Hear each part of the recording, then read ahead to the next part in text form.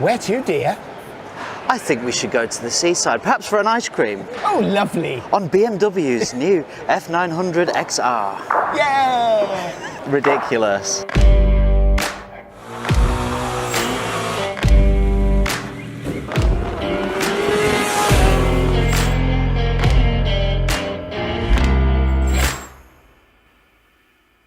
Hi folks, welcome back to the BMW stand here at the NEC. We've taken the time to have a look already at BMW's very, very interesting new F900 parallel twin roadster. In addition to that, I guess their sort of bigger brother is the new F900 XR. So that's their sort of middleweight touring bike. They released a kind of concept variant about 18 months ago called the 9 Cento. And I've got to say, when I saw that bike roll up to a special event, it was gorgeous, really cool looking thing. I think it had electromagnetic panniers, if I remember correctly. Sadly, they've not translated that to the road bike, but actually the design language, the profile is very, very similar. And this is, for me, again, is a really interesting, exciting bike for this segment. You know, when you think about what's out there, what's available, I'm not sure this has got any direct competitors. Well, this middleweight touring segment is super popular. There's no doubt. You know, you trace the 900s really popular. You trace the 700s are really popular. People love that type of bike. Yeah, they do. And for good reason as well. They go really well. Yeah. They actually pretty much handle like a naked. Yes. You know. Well, they're not. I mean, you know, traditionally. Oh, of course, Multistrada 950 yes. as well. Yes. Really great bikes, Yeah. and you know, people are wanting to put a lot of mileage on. I mean, I've done quite a few ferry trips actually recently, and you know what? Well, not half the dock, but you know, there's quite a few bikes on them, and people are doing a lot more trips. They want something. They need something more comfortable. Yeah. Soft seat, nice riding position, nice screen.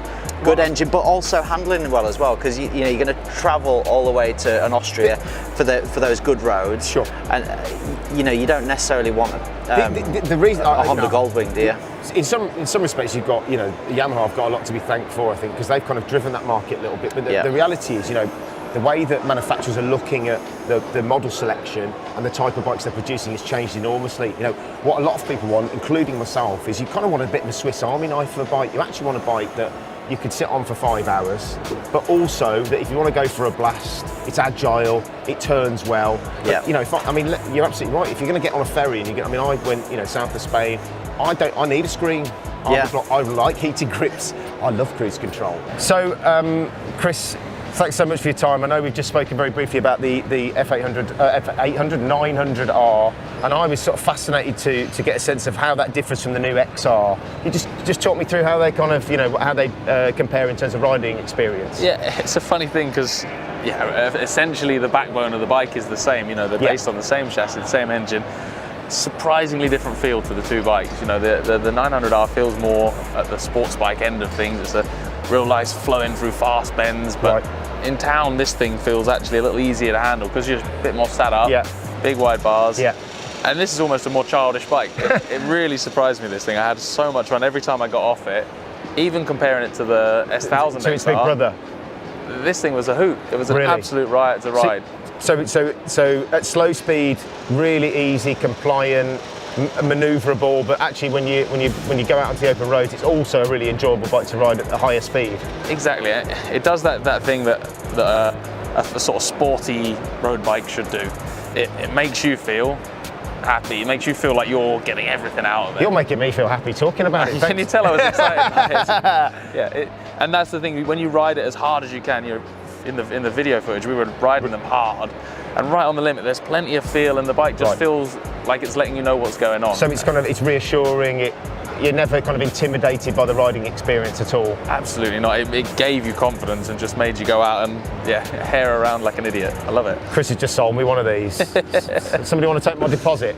So of course the bike, like the F900R, comes with the amazing BMW TFT, which is just the most beautiful dashes that I've seen on a motorbike. It's really like going to Blackpool Illuminations, isn't it? When you get your bike every time. It is. It's a nice welcome, innit, as you get on. You know, it sounds ridiculous, right? But you kind of, you get on this bike a winter evening, and that lights up. Oh, that's nice. Yeah, it's like a nice warm. I almost feel like I'm in my car. But it is. I mean, jokes aside, it's super crisp, isn't it? Yeah. Really easy to use. feature packed and get all that connectivity. Again, that's another thing, isn't it, with manufacturers? BMW really embraced that. You're able to download the app to your phone. You can connect to your bike. It just simplifies all the terms. So you can run sat nav. Run your sat nav, run your phone, run your music. You can do all sorts of bits and pieces with it. And again, you know, as we were talking about with the 800 Road, the 900 Roads, the 900 Roadster.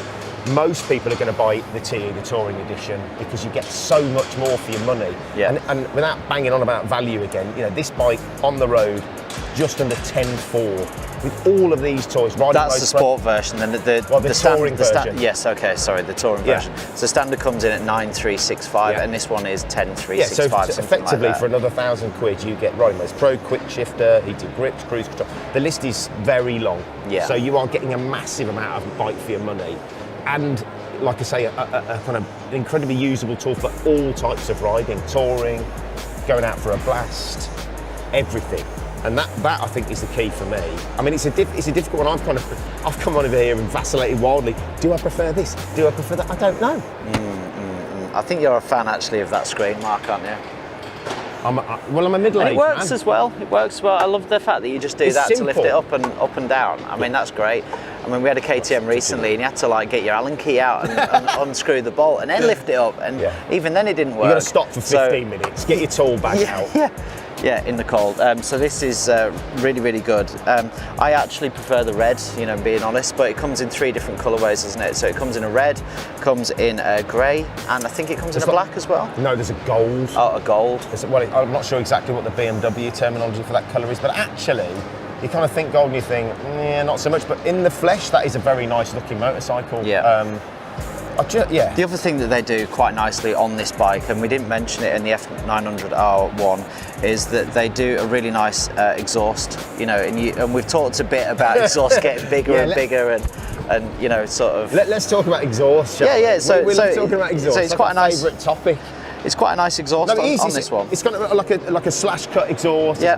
It's not enormous. I don't think, honestly, even if I could contort myself, we could live in that one. Just isn't quite big enough. Interestingly as well, I think we would be remiss not to mention that these bikes do come in A2 licence friendly form. So you know, if you're an A2 licence holder, you're an age where you can't go for your full. These can come as an A2, which is amazing, right? Yeah, it is. Yeah. You can have this much bike, and you could be, I don't know how old you are to be A2 licence compliant. It was 20, a long time ago. 21 or something. 20, yeah. But you've got that option too. So they really have ticked so many boxes with these bikes, and again put their best foot forward in what is a very competitive market. But you know, honestly, again, at the risk of sounding like a total sycophant, I honestly can't say to you that there is a direct competitor at this price. No. That's the thing that surprises me the most is how they've managed to position these bikes at the price they have. If you think about, and you consider that it's BMW. Yeah. So you know everything else. And there are other brands out there, but it's not going to be as well made as this. No. And everyone that uses a BMW product, whether it's a GS owner or an R9T owner, you know, there's never any complaints about the build quality. No. You know, and that's why they keep coming back, because they are well made. Yeah. And you go on other stuff and it's all a bit plasticky and stuff. These guys really take care because they're such a big worldwide brand. Technically, you should be actually paying a premium for that. But I think the reality is that you're not in this case. I don't think BMW want this to be a secret, but you know, frankly, I really am incredibly surprised at how they've positioned these bikes price-wise. I do think, dare I say it, they're a bit of a bargain. Yeah. You know, if you are looking to upgrade from a kind of smaller capacity bike, you want to get yourself onto a real full-size machine, whether it be the Roadster, whether it be the XR, they are phenomenal value for money. There's no doubt about it. Just very quickly, obviously it being the touring-based bike, the tank is slightly larger. I don't know whether we mentioned the Roadster video, but that's a 13 and this is a 15 litre tank, so range is sensible. Okay. So again, the F900 XR is fitted with Brembo brakes, just like the naked variant. So it's going to stop really well, basically. Same setup as the new 900 Roadster.